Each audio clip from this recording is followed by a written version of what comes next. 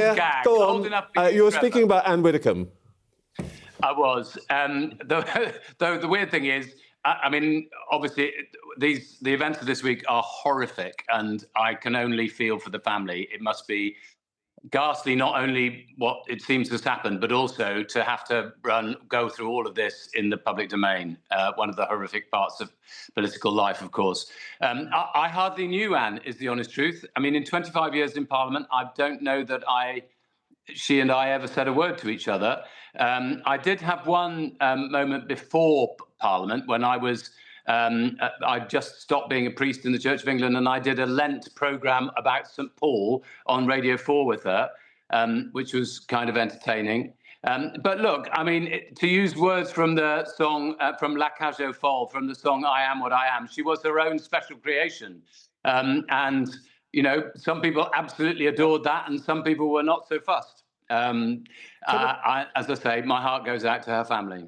Thank you. Can we talk about, just very briefly, about events this morning where the government is at on the issue of the Strait of Hormuz, which we're given to understand now has effectively been closed again. Is there a government view about where we are on that? Well, the government view is that the Straits of Hormuz should be open, and as I said when I was first interviewed about this several months ago, it's a bit daft to go into a war if you don't know how you're going to get out of it. I think, you know, a lot of people around the world will be anxious about their own economic security because of the situation in the Gulf. And we want everybody to de-escalate. Of course, it's crazy that Iran is still attacking others. And we want everybody to get around the table and negotiate a solution. But of course, the agent of chaos, as some people describe him, is President Trump. How do you think your new leader is going to deal with that? If the first thing he has to say to him is, could you essentially fix this?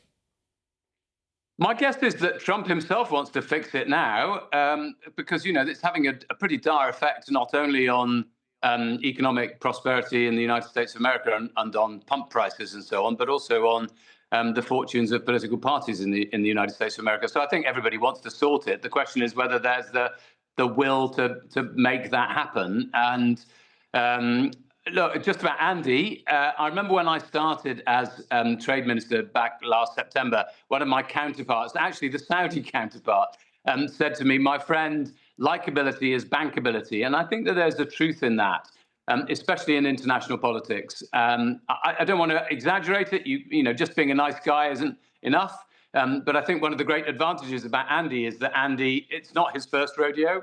He knows exactly how the ball bucks. And I think that gives you an advantage of somebody who's seen it from the inside, gone to Manchester, you know, done politics in a different way, and is coming back and wants to change things. I'm guessing from that answer that you signed his nomination form. You're one of the 403 or whatever it is Labour MPs who signed it. But I don't think it's quite at 403, Trevor, but yes, I have signed nomination papers. And look, I think if we got something wrong just after the general election in July 2024, and I understand why we did this, we didn't want to look triumphalist, partly because we knew that we hadn't particularly won the general election because everybody thought we were fabulous. In part, we'd won the general election because everybody thought that the Tories were absolutely useless and wanted an end to 14 years of what they'd done. But it meant that we were a bit gloomy, excessively gloomy, and I don't think that was good for British politics. And what's the point of the Labour Party if it's not about hope and aspiration and people wanting to get on in life and be able to do better than their children did? And I think that sense of hope is and a passionate desire for change. All of that, I think, is what Andy embodies. We did hear all of that in July 2024, desire for change and all of that. And it takes me to a question that I asked your colleague Lucy Powell last week. I'm not sure I got an answer, so let me try again with you. Prime Minister said that over the past 2 years, he has rebuilt the public services, restored economic stability. He's legislated for better pay and new employment rights for workers. He's delivered He's changed the Labour Party. He's essentially delivered Labour's earthly paradise. So No, why did you sign his nomination forms? Why do you want to change when he's done all these wonderful things? Well, just to correct you slightly, Trevor, I understand the first part, but then you said that Keir Starmer had said that we'd created an earthly paradise. Nobody's ever said that. No, he didn't say that. I said that. But Yeah, I'm summarising his many explanations, his list of things that he's done terrifically well. So for me, actually, two things at the top of the list would be that we've taken more children out of poverty than any government in history. So 500,000 kids. Yeah, I know that's on the list, but that question I asked you is why are you changing him if he's done all these great things? Well, I think we all listened to what we heard on the doorstep. I'm a Welsh MP. In the Senate elections, we crashed to one of our worst disasters in a very, very long time, and that's particularly painful here locally. And it's true across the whole of the rest of the UK. We face terrible electoral problems, and we heard on the doorsteps exactly what people were saying. And I think some of this is very, very unfair about Keir, but a lot of people don't like him. I mean, it's just a fact. But you see why I'm baffled about this. You see why I'm baffled about this. You heard on the doorsteps. Well, in July 2024, you had the best expression of what the doorstep thinks, which is to elect Keir Starmer Prime Minister. Now you've got some local elections where people were a bit miserable and yelled at you when you canvassed and so on, and you kicked him out. Isn't that a bit rough? Trevor, it was worse than that. I mean, the electoral, to go in Wales, to go to, I think we only got 11% of the vote. I mean, it was a very significant way of saying, and I've been MP here for 25 years. We've been through ups and downs. This was not just one of the parts of the normal part of, political to and fro and the swingometer, as it were. This was a very, very severe reprimand by the British voters saying, you've got to do better. And look, politics is never fair. It's never meant to be fair. It's not designed to be fair. I pay enormous tribute to Keir for taking the Labour Party from complete unelectability to winning an enormous majority in 2024. But we made some mistakes. And the thing I had most commonly on the doorstep was winter fuel allowance and then 20 miles an hour. OK, last point on this then. Is it a bit weird? There's whatever it is, 400 plus of you, that you want to get rid of this guy. You have to go and find somebody who wasn't even an MP to lead you. That says something pretty damning about your party. I don't see it that way. I've always thought that one of the oddities about the British system is it's very difficult you could be a regional powerhouse of a politician and not have any role in Parliament and not be able to come into power. The Spanish Prime Minister, Pedro Sanchez, wasn't an MP when he became Prime Minister. In other countries, in France, for instance, regional mayors are much more significant than they are in the UK. And I think that's one of the things that's got to change about the way we do politics in the UK. We're far, far, far too centralised. It can't all be about London and the South East. Okay. Your colleague Louise Haigh said this week that the team around Andy Burnham has been preparing its plans for government for a year or so. Were you part of the plot? I've not been part of anything. No, I've just been cracking on with getting my. Are you a bit cheesed off that while you've been working, got your sleeves rolled up, you've been doing all the stuff, all these people have been conspiring to throw out your boss? I'm not cheesed off. No, I'm afraid I'm one of the eternal optimists. And I have just been getting on with my job. And indeed, all this week, I've been having fairly detailed conversations with another country about getting another trade deal over the line, which, God willing, inshallah, we will get over the line tomorrow morning, and which might be worth billions of pounds extra for the UK economy. I got the GCC deal done earlier on this year. We got the new deal with South Korea done. So, look, honestly, we've just been getting on with it. When you're sitting down with these people, Chris, and they're seeing... We're about to throw out the Prime Minister. You're talking trade deals and all that. Presumably, in the side meetings when you're having a cup of tea and so on, do they ask what is happening in your country, or do they think this is all sort of normal? Yes, quite often people have said, will this deal stick if there's a change and so on? And I've been very clear that it will.